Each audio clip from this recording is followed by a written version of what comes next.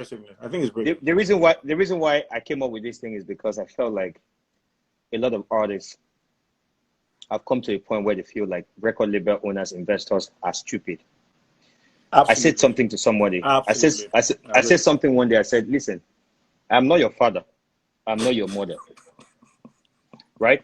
If I can take #1 and spend on you, how do you remember? Okay, earlier in the conversation, you remember you said something about how we met at a restaurant in at the Palms. Now, if I call Audu for a meeting and we're talking about music business, how to better the industry, and even if I buy you a bottle of Coke, or I give you a glass of Glenfiddich or whatever, that is investment already. I'm investing in trying to make sure that I better the process of my record label. Yeah. Now, you see what artists see. Artists will tell you, how much did you even spend on me? You shot 4 videos. It cost, 4 videos, let's say a video is 3 million. 3 times 4, that's 12 million. Wait, sorry, Ubi, how big was, up until recently, how big was the biggest Nollywood movie? Is it more than 3, 4, 5 million? Remember? It wasn't. Yeah. So you shoot a movie each time you shoot a music video. Think about it. And you say, how many? You shot 4 videos. 4 videos is a joke. Can you imagine this? They'll say, what have you ever done for me? And I keep saying this, and I say, see, artists are made from a very special place. And that place is, I want to visit that place and talk to God and say, I need to see that place. Because I need to understand how they think. Because we think purely as businessmen. And once you think purely as a businessman, they say you're a devil, you're a fool, you're a this, you're a that. Though, I would say this, our legal system, you're a lawyer. Our legal system needs to be looked into. Oh, no, definitely. See, because of the Nigerian creative industry, this thing I'm saying, it's not just about music. It happens in our creative industry. We don't respect contracts. We don't care about what contract says. If I wake up in the morning, because I'm a popular person, I just tweet and boom, everywhere is burning. The times you tell an artist, invest or save, they will not want to hear. Oh, no, no, at all. You know what? There's a recent... The worst thing, listen to, let me say this before you continue. Yeah. The worst thing you can ever say to an artist in this, our Nigerian entertainment industry, is invest, especially when they've blown. If you tell them invest, they'll think that you're trying to babysit them. Unless it's a car. That's the worst thing. Unless it's a car. Yes. Unless it's a car. If you tell an artist invest or buy a house or do this, they feel like you are trying to talk down on them. They believe that because they've blown, they don't need it. And you see, that's where management comes in. People that are managing artists, aside record label owners, right? Artist managers we need to build an artist manager school where you understand that artist manager is not a carrier of glasses or bags. You are someone that actually promotes. So Ubi. So let me call in there. Let me tell you something, right? Let me tell you one thing, right? At a time, I used to manage a lot of artists under my label. At a time, we set up a system whereby we would keep their money in an account for investment. At a time, we used to be particular about every detail of their life to make sure that they were covered, right? At a time, we would even forego our fees and give them money so they could maybe buy a car and stuff like that and fund their cars. So, bro, we've gone through it in detail. Bentleys, whatever you want to call them, all those things were done through the fact that as a company, I could go to a bank or to a car place and say, you know what, I guarantee the cars. We'll pay a lease, do a lease, we'll pay, then we did all those things. But do you know what happened? At a point in time, one of the artists said to me, look, you're not my father. I said, damn right, I'm not. So please let me have my money, let me do what I want to do. There are several opportunities to own property that came, that we say, we'll send email, guys, this opportunity is here. We can do a payment plan for you guys, buy property, buy this thing and pay over time. They refuse. And I tell every artist, buy land before you buy a Land Rover. They don't know that. They'll always go and floss. In 4 years' time, the car has kaput. It's lost value. You are broke, and you can't even fix the damn engine. So what happens? You downgrade to a Toyota. And before that is a downward spiral. So this Lucifer complex, and I call it the Lucifer complex, is that you are confused with the adulation that you get on social media and you think that is real numbers. It's the same way Nigerian politicians or Nigerian political Twitter is confused or excited about the fact that they're trending on Twitter. It means nothing on ground. If it did, then the results of 2019, 2015, and 2011 should have been different from what they were today. So it's clear that there's a big disconnect between what we say and what is at play. And what we have to do to fix the industry is for people like you and I and all the other people who have invested to actually invest more money in lobbying for specialized courts. Because the judges don't even understand the cases that they're handling. Facts. They don't even understand what you're talking about. We have been trying to pass the Copyright Act. They said it's been passed. I'm not even sure if it's passed or not. And it's been there for 10, 15 years. We have lingering issues with COSON, which is supposed to be the pension for people that invest in music business when they're hungry, broke, and tired. Zero. So my biggest fear for the industry is this.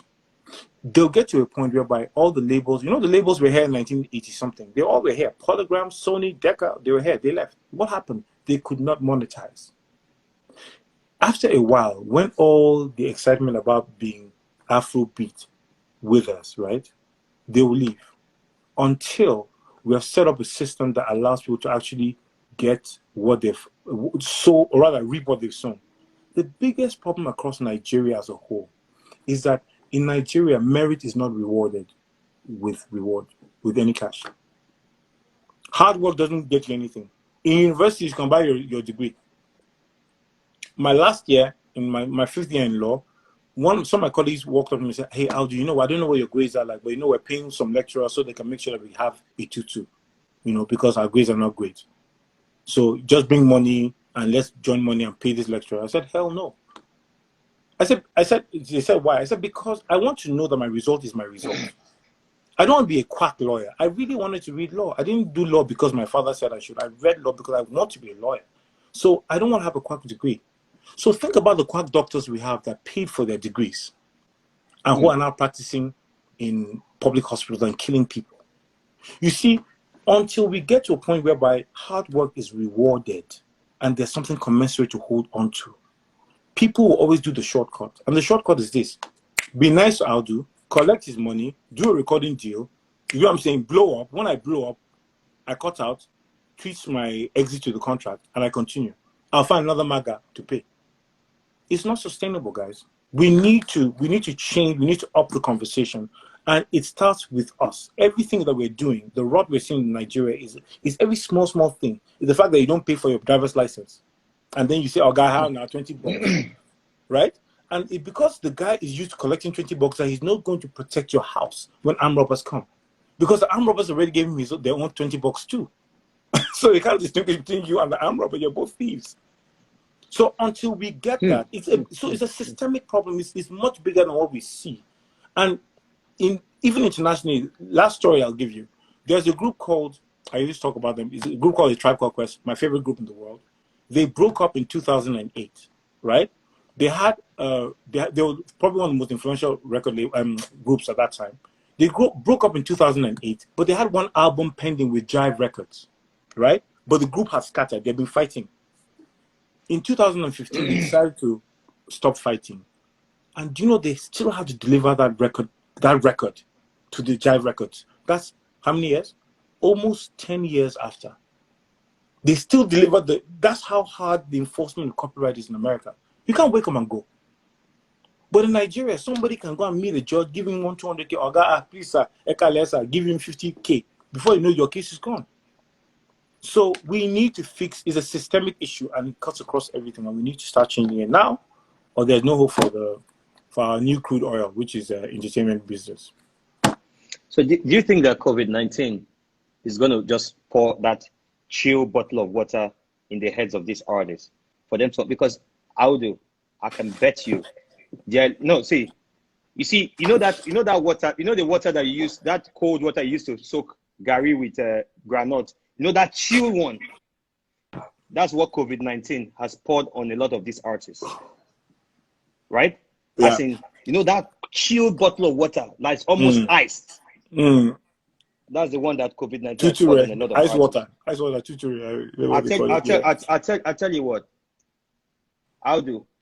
There are a lot of artists as we speak that cannot feed in their houses right now. No. Say, no. I'll say it feels like you're. And if this COVID-19 continues longer than this, there will be a problem. No jokes, because you see, invest or save money. They don't want to hear. I had a friend. Oh, I was even about to talk about it. See me, Sean B. He was talking to me about. He was talking to me how what he went through spending money. And you know this. When Sean came to me, most of the advice I gave him, he didn't take it. He just most of the advice I gave him, he didn't take it. You see, in our industry, as in our industry, I've said when people ask me, "Oh, well, why are you doing music business and doing this thing?" In this world today, you cannot be a record label owner, and that will be the only business you are doing. Die. You are done. You are done for life. You will die. You will die. If you are a record label owner in the Nigerian entertainment industry, and that is the only business you do, you are done. Just know that yourself and your family way back are as done. 2000, as way back as 2013, 60% of our revenues was not coming from music. 2013, we're diversified because if we had followed that, you see, music is a path. It opens access. It gives you some, and that's how you have to deal with it, because you're not selling records, bro. Let's be honest about that. How many records are you selling? How many streams? People talk about a video is 4 million naira. If you do 1 million views, how much is that in dollars? It's barely $1,000. I don't know. I can't remember how much the spend is, but it's nothing more than $4,000 you've made. So you've buried $10,000 to get $4,000. You know what I'm saying? In terms of promotion. So the truth is that diversification is key. Post-COVID, Nigeria, first of all, we have a big global recession happening, first of all. Now we can see the dollar has gone down, and then the revenues are down. Let me ask you a question. If in 3 months' time I tell you, bro, let's go to, let me use an artist now. Let's say Techno is performing, right? Love Techno. Techno is performing in somewhere in TBS, Tafawa Balewa Square. Ticket is 5,000 or 1,500. I ain't going. You're not gonna go. I'm not gonna go. I'm not attending any show. I've said it. I'm not attending any show, any public gathering till like next year, maybe February. There's no point doing it. You're not going to go and kill yourself for that. So the question then is that, what value are you offering? Do you know the second thing that's going to change in the music industry? Is that the kind of music that's going to be played is going to be different. Do you know why? On the real, if you play me a party song right now, I'm not in the party mood, dude. There are people dying of hunger, on the streets. I want music that soothes my soul. I want music that helps me think, that helps me reflect, that soothes my anxiety. So that pop music is not going to sell at this time. So it's going to be more the mellow, deep, well thought out music that makes you reflect, because everyone is close to death one way or the other, right? You're just a cough away, a sneeze away. So even that's going to change. Then in terms of artistry, I want to be, you know, I was in a panel at South by Southwest many years ago, and this guy was speaking. The guy, some big guy, he used to work with James Brown. Bootsy Collins. His name is Bootsy Collins. He was a funk guy. He used to perform with James Brown. He said, in their time, an artist had to do something you couldn't imagine doing. That's artistry. Today, how many artists do you see perform that they do something that you cannot do in your house? Do you know what I'm saying? How many of them? I watched Naira Marley at what do you call them? At what's this thing? Afro Nation in Accra. The biggest thing about his performance was his dance step. Michael Jackson, dance step. You know what I'm saying? When you think about the biggest acts, it's always about something you're doing that nobody else can do the way you're doing. Beyonce, dance step, choreography, things like that, right?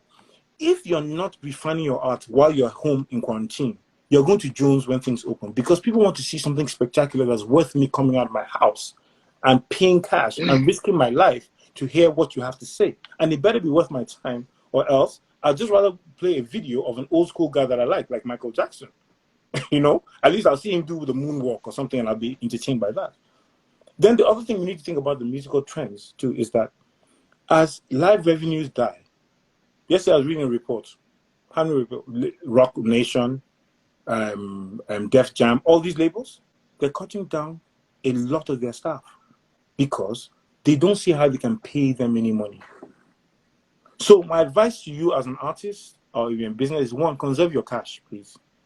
This is not the time to be popping champagne. Even if you're home bored and depressed, use the time to read, develop a skill, learn how to code, do something, add something to your skill, because the world that we're going to, you have to be multi-skilled to survive.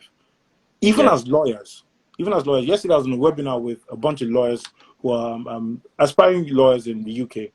Small group, 16 of them, and we're just talking. So I was doing like a mentoring session with them. We're just talking about it. And the last question one of them asked me was, she said, look, so what the way the world's going to with AI, right, with access to the internet, you know, you can download the record contract on the internet now and just fit it in. You might not know the implications, but you can do something that, you know, just sign it and do, right? So it means that even the role for lawyers, she was worried about, was saying, so will the role of lawyers not change? Will lawyers still be relevant after this? And you know what? I said to her, it will change, but you have to change too. The biggest thing about survival is the ability to change and pivot. Think about your career now, right? You have moved from record label. I remember when I met you in 2009 in Calabar. Yeah. And then you're doing promotion for Two Face. I haven't Two-Face, forgotten that. And I was doing promotion for Two-Face. Your brother Ofem. This is Ofem. That's your surname. Ofem. It's Ofem, right? That's his name, my brother, Ofem and all that. So you guys have a history. Now think about it. What if you allow your first frustration in promotion stop you from doing the record label? Or the record label stop you from pivoting what you're doing now? You'd be a shell of yourself. You'd be dead by now. Aldo, you just said something that just struck my spirit, right? When I was promoting for Two-Face that time, you know that Two-Face didn't know me. Really? I met him, he didn't know me.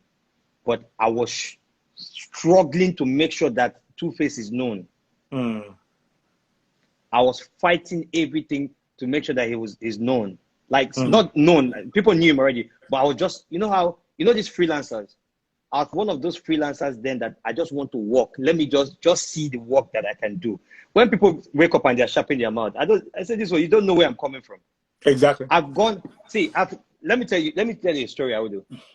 I went to Two-Face's house in Festac, myself and DJ Spinall. If DJ Spinall is on this call, he'll say the same thing. I went to Two-Face's house, sat outside. His manager then, Nazi, kept us outside. It was raining. It was raining because I just wanted to work. I just wanted to hustle around that guy called Two-Face. Let me just hustle and work. Then there was no Facebook, or it wasn't like I was trying to snap a picture with Two-Face to show people I was snapping with Two-Face. Do you understand? Yeah. Myself and DJ Spinall. If DJ Spinall is on this live, please say the same thing. I stood outside. If the rain hit us heavy, Two-Face now came out on his balcony to do something. He now saw me and Spinall outside. Me, I had my bag. I was like this. Two-Face now said, leave that guy, those two guys, let them come inside now. So that's how if Two-Face did not come out, you can imagine, Two-Face's house in Festac. You can imagine us standing just outside. Wow. And the rain was heavy. How do the day I write my book, people will understand that I didn't just wake up. I might be 34, but I've been hustling since I was 17. I've been hustling. I've been on the street since I was 17. And this story, I didn't come from a poor home. Ubi, listen. Let me tell you, this story is important, and that's why a lot of the things that we're saying here, they're important because people don't know where you come from. I was telling someone on another live I told them that the reason why the record business is so painful for some people is that I recall that the very first artist that we worked with, Jeremiah Gang, my guy, I love him, my brother, and I know we're good. But he was young, inexperienced, and excited about the fact that he had become a star, right? And we were there like, hey, bro, we everything we had, we gave to you. The same way we're talking about, literally, the things I could have given to my brothers and my sisters, what I was giving to him, because we're building something together. I almost got blind in the course of that. And I'll tell you, I was on Marina. You know where that police place is in Marina? Just near the roundabout, Buncho Balente. There's one police headquarters right opposite. Yeah. Is Maloney or Bologna. There's a shop called Bologna shop. I was on a bike carrying CDs to go and drop to somebody who was taking me to Lagos, to Abuja that afternoon. And I was in a hurry. I climbed Okada. On the way, wind just blew. Something entered my eye. Right? I was in serious pain, but I needed to make that deadline because I wanted to get the CD for the artist to perform his track. So I sent the CD that day. Came back home, my eye was swollen like this. It was dripping water. Like I couldn't sleep that whole night. Woke up the next day, and I used all my money to send that. So I didn't want to spend money going back to the this thing. But somebody said, look, just go to optometrist, go and check out the eye. When I went there, the guy just looked at my eye, did one thing. He just said, okay, hold on, I'm going to stun your eye and something. So he put something in my eye. He did a quick operation. There was a piece of metal in my eye. And the guy said that if I'd left it for a few more hours, I'd probably be blind the following day. You're doing this for somebody's career. It's not like they're making money off of this. And then a few months ago, later, somebody says to you that, yo, you didn't do anything for me. You are not good enough. Let me tell you one of the most embarrassing moments I've ever faced, ever. You know R2Bs? Yeah. So I used to be in school in Ghana when R2Bs had Ademado, Ade go crazy, met this girl up in the club with a hookup passing Nemo. So I was schooling in Ghana that time. It was myself, Mr. Easy, where he was not in the same school, but he was schooling in Ghana at the time.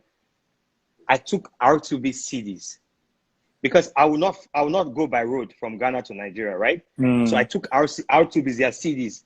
You know, then it was a CD market. Box of their CDs. Yeah. I shipped that box of their CDs to Nigeria. They knew that I did all that. I hustled everything. I distributed their CDs, promoted their song. God, I must see how do you know? Shit. What happened? See how do we went back to Ghana for MTV Base. You know MTV Base. You know that MTV Base, the pop-up parties they always do before Yeah. So it was at that MTV Base that R2Bs and One Day Cool recorded their freestyle, the freestyle we did during that MTV. Yeah. Okay. So there's a picture I have. I've been struggling to post that picture because my friend that was on that picture, Ugo, she passed on early this year, and I've been struggling to post that picture. Now, after we finished everything, the day R2Bs came to Nigeria, then I'd already, you know that these guys, it felt like they didn't know who was talking. See, that was one day that I told myself, I said, listen, you know when you look at somebody and say, I will do something that will surpass your own. So when I went into the Nigerian entertainment industry to work, to do some work, when I went to the Nigerian entertainment industry to do some work, how did you send me pizza? Yep, from CCX. Oh my God! Yes, are you serious? Yeah, and taste it. I want you to taste it live. Taste it live because it's the best pizza in Lagos. By the way, it's the best pizza in Lagos. How to send me pizza? Oh my God! Don't worry. I'll wash my hands quickly. But okay. Wow. Yeah. COVID. That's wash your hands. Let me wash my hands before COVID. Guys, exactly. wait, I need to tell you this story. Okay. All right, cool. So guys, let me be doing my marketing while he's doing that. So shout out to CCX Lagos. Just follow them. We deliver pizza, and it's the best pizza in Lagos, by the way. And in fact, you know what? I'm going to be giving out pizzas as well. So if you want a pizza, just put up your hands. I'll randomly select a free pizza. If you're in Lagos, we'll deliver for free the pizza to you. And yeah, the proof of the pizza is in the eating. And then tomorrow, somebody asked a question around, am I doing a show? I'm actually doing an interview tomorrow with the former Minister for Finance in Nigeria. Her name is Dr. Okonjo-Iweala. So tune into that. Yeah, I saw that. And I'm going to be giving out free pizza as well. So tell me, be honest, though, don't lie. What does it taste like? Don't lie. How do? You know that during COVID-19, whatever food, if you give somebody food, they'll eat and save it. About street rugged, how the street rugged, how the street rugged, Ubi, you're too funny. I swear to God, you're really, really funny. I've been laughing. I've never had so much fun on an interview like that. I've just been laughing, man. Jesus Christ. Aldo, let me complete my story. Finish the story. Let's hear it. Then I used to try to bring artists to Ghana for them to have for these artists to have like shows and everything. Then if I listen to Mr. Easy, right? I thought Mr. Easy was trash. Let me be honest. But I now found out that Mr. Easy was not trash, right? Mr. Easy was just evolving with his music, and the time for his music had not come. Okay. Yeah. That's deep. Now, I tell artists, right? Record the songs you can record. Keep doing your work. Ronaldo did not just become Ronaldo one day. Mr. Easy did not become Mr. Easy one day. Wizkid, Davido, they didn't become Wizkid, Davido one day. They went through that process, right? I said back then in Ghana, if Mr. Easy is playing his songs for us, we're not interested. But you know what? Maybe that inspired him to work harder and wait for his time. And when his time came, you can see the numbers now. Mr. Easy is one of the greatest artists right now in Africa. He's doing some. Look at the work he's doing with getting artists together, investing in them, and all of that. Brilliant. That's a great platform. Now, if Mr. Easy had blown maybe at the time, Mr. Easy will not have the mindset of investing in young artists as an artist as well. Not minding the competition these artists will give to him. Time, season. It's called Empower. Time, season. Whatever it is, just always wait for your time and season. I always say that to people. So having said that, that after the R2Bs, I faced that embarrassment with R2Bs, right? That's when I got a call from Kevin. You know Kevin Orifa? Of course. Who doesn't know? People don't know. You know what people don't know? They don't know that I've actually worked with Ike Chukwu. My name is Ike Chukwu. Are you serious? Yes. That's my guy. That's my guy. Who else? I've worked with several artists. Yeah? I've worked with several artists. And I'll tell you something I will do. The reason why a lot of people are on this conversation is I want them to learn something. They need to understand that you can never just wake up and become a success. When people say, oh, this boy just made it yesterday. You graduated in 1999 and went to law school. You've been toiling from 1999. You failed at businesses that you've done. You've succeeded at businesses that you've done. Like there was a time you were locked up because of what you actually believe in, the kind of things you said. And you faced a lot of things growing up. And every day you look at yourself, you say, so I survived this thing. So I survived this thing. So when you look at it, you understand that everything is a process. Kelvin Orifa introduced me to Nyanya. See, you know what? Kelvin Orifa called me. He said, Ubi, where are you? I said, Kevin was my older brother's friend. He said, Ubi, I believe you can do this job. You can manage artists, right? I said, oh, yeah, sure. I said, yeah, but I've been hustling with Two-Face. He said, yes, I've been seeing all the hustle you're doing with other artists. Come and find an artist and focus that your energy, your dedication to. Kelvin introduced me to Nyanya. After Kelvin introduced me to Nyanya, it took me 1 year to chase Nyanya around Nigeria to tell him that, yes, we are a good pair and we can work together. See, let me tell you something. It's also with my relationship. If I know that if I love you as a woman, I stay. I'll fight to make it work. If I love you as an people don't understand that an artist and relationship with a woman are the same thing. When you have an artist, right, and that leaves, it breaks your heart the same way when a woman leaves you. Yeah, maybe even worse, Chef. Even worse. Maybe even worse. Sometimes. When you love an artist, you love an artist deeply because of the love for the craft, the love for the music. And when they leave, it's very, very, very heartbreaking.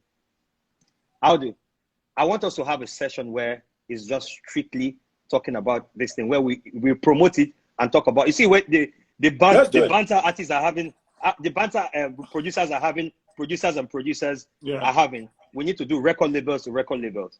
I'll call you after this. Let's talk, because there's something that people don't know. I have toiled in this life, bro. Look. The truth. Look. When I'm writing, I'm in the middle of a book myself. But you know what? When you know the stories of, and let me tell you one really interesting story. So Two-Face came to New York like a few weeks ago, just before the COVID messed everything up. And we're talking, and then was me, him, Bryant, and Effie Morigwe. And we're talking, then I said, come, do you know when we first met? And how I met Two-Face after school, because in university, we didn't know each other that well. It was just some guy. I mean, that was many years ago. Was that I was representing, thank you, CCX Lagos in the place. So like I said, we're giving out 3 pizzas. So just follow our handle and like it, and we're going to do a raffle draw. And then tomorrow, I'm also giving out some pizzas as well. So please, patronize us. So patronize us where we need the money. So what literally happened was this. Do you know Joyce? That was FA's manager. She used to manage Two-Face. I know Joyce. Yeah, I know Joyce. Yeah. I met Joyce through one of my lawyer friends, and he told her, this guy's an entertainment lawyer. And you know, this is 2005. There were no entertainment lawyers in Nigeria per se. The only person that I knew was FA, that FA that passed. Was it Efere Ozako? Do you know? Efere Ozako, yeah. Yeah, Efere Ozako was like the OG, big bro, lovely guy. And then there was Tony Subaya, who had High TV. Yeah. Who was doing High TV at the time. So, so they introduced me. So one day she called me and said, hey, Aldo, we have I'm permission to talk about this case, but it's very reflective of how circumstantial this business is. So she said, oh, Aldo, I heard in similar, please, I need your help. I need you to help me represent Two-Face because Guinness was trying to do some things around, the promotion. Long and short of this is that they had not settled the fees with management, and then there was publicizing of the show, right? And it was through a promoter. So, so not Guinness directly, but through the promoter that they used, right? Yeah. So the promoter was at fault, not Guinness directly, but the promoter went ahead and told Guinness that he had settled the people, but he had not settled them. Do you know what I'm saying? So they were about to start the show. This was Boys to Men, 2005. I don't know if you can remember that show. Gordon Sparks was being in Boys to Men in 2005. So I now went, and the funny thing was that I was promoting Jeremiah Gang at the time. The day before, I called the brand manager for Gordon Sparks and I said, bro, I need you to put my guy on the show. He had this Nabaka song, was very big and all that stuff. The guy said, man, I like the guy, but I don't think we can really do him right now. Maybe next time. He blew me off. But it was nice. It wasn't too bad. I said, okay, cool, no problem. Next time. But this is the hustle, because in the beginning of your hustle, nobody knows who the hell you are. So you're going to be knocking on people's doors, calling people to hang the phone on you. You're going to be begging people to get out, that kind of thing. So you appreciate those people who are civil to you, even though you're nobody or they don't know who the hell you are. So literally, the next day, I found out that it was the same guy who had done the show. So I sent him a message. I said, I am representative for Two-Face DBA and management, and we're going to stop your show unless we finalize on the recording, on the performance fee within 24 hours. We're going to seek a court injunction, blah, blah, blah, blah, blah, blah, blah. Boom. Bro.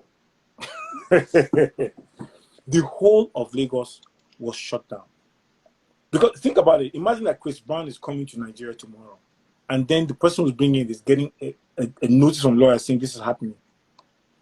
I slept off at 10 p.m. that day. The next day when I woke up, my phone had 1 million missed calls. What's up? How can we be? Blah, blah, blah, blah. They called Kenny Ogumbe, D1, because, Two-Face was under that label at that time. Yeah. So, of course, they're the biggest boys then. So, they were not in the country. So, they just instructed that we should just go ahead. Bro, that's how the Oga, part of that promotion company, the Oga of this, Oga of that, they all sat on one table. And then there was little skinny me, right? And they expect to see like one old guy, just one skinny guy in a suit, scrawny neck. And I was just like, we're going to go ahead unless you do the fees. So how much? So let's say the disparity was like 200,000-300,000 naira then. So it's not a small amount of disparity. So they were not trying to, use Ogboju, corporate Ogboju. We're going to do this. We said, no, if you don't do it, we're going to pull off the show. Our lawyers are ready to file right now. It was a bit of Ogboju because it was already almost weekend. It was almost impossible to file these papers. Long and short of this thing is that I not only got the settlement done for them, I also got a slot for my artist to perform at the show. So an artist that had barely entered a plane before that month was getting a chance to perform with Boyz II Men all of a sudden. And these are things that entrepreneurs have to do on a regular basis, which is that you don't have all the money, but you have to leverage whatever relationship and power or skill you have to get something else. And you build and you build and you build upon that. These hustle stories are important so that people don't think that this money goes off of the trees. So when you see that I'm buying this expensive car or that house and stuff, we have worked for it. Don't think that everything you see on the gram is true. People have to hustle to make things happen. You know, so what can I say, man? Amazing. It's no, not we need to. But we need to do. We're going to do our battle of the labels. No, because we have to do ours, because you see there are some conversations that people might not understand. This is not gossip. This is proper conversation. This is real life issues. We don't get to talk about this every day. Some days we wake up and we feel very, very down because of these issues that happen every day. Listen, if I tell, there are days where I wake up, I say, I'm 34. Look at where I'm coming from. You know, the first day, I hustled so much that the first day I dashed my mom money, right? My mom called me and asked me where I got the money from. Yes. Do you know, at the time, at the time, I would have even decided to. It was my brother that called that. She said, oh, no, Ubi now does this. And she was like, oh, really? Okay. Listen, I've been PA to people. I was PA to Julius Agu. Wow. Do you understand? Yes. I was PA to Julius Agu for 2 years. Yes. But let me tell you something. Dope. That's why I'm going to redo his interview, because the last time we were trying to do an interview, network was bad. For every time I would do, I always tell people, I give it to Julius Agu, I give it to Kelvin Orifa. I'll tell you something, yeah. If Kelvin did not call me and say, hey, guy, I see what you're doing, you're working, you're just everywhere with different artists, just come and take this guy. Do you understand? And that's how I got to meet Nyanya. But bro, see, this is a very important point. I think many celebrities, in quote, forget musicians now, they forget to mention that somebody put them on. Whoever hell you are, somebody put you on. So put someone on and stop feeling cool yourself like you're somebody you're not. We need to learn humility. That's the problem. People forget that somebody fed them before and they don't mention it. Let me tell you something. Two-Face Idibia, God will bless that guy forever. I almost gave up. See, I almost gave up on this whole music thing. So one day, what's it called? Efe. And there's this guy that used to be Two-Face's publicist. Bayo Mishere. They dealt with me. I almost gave up on this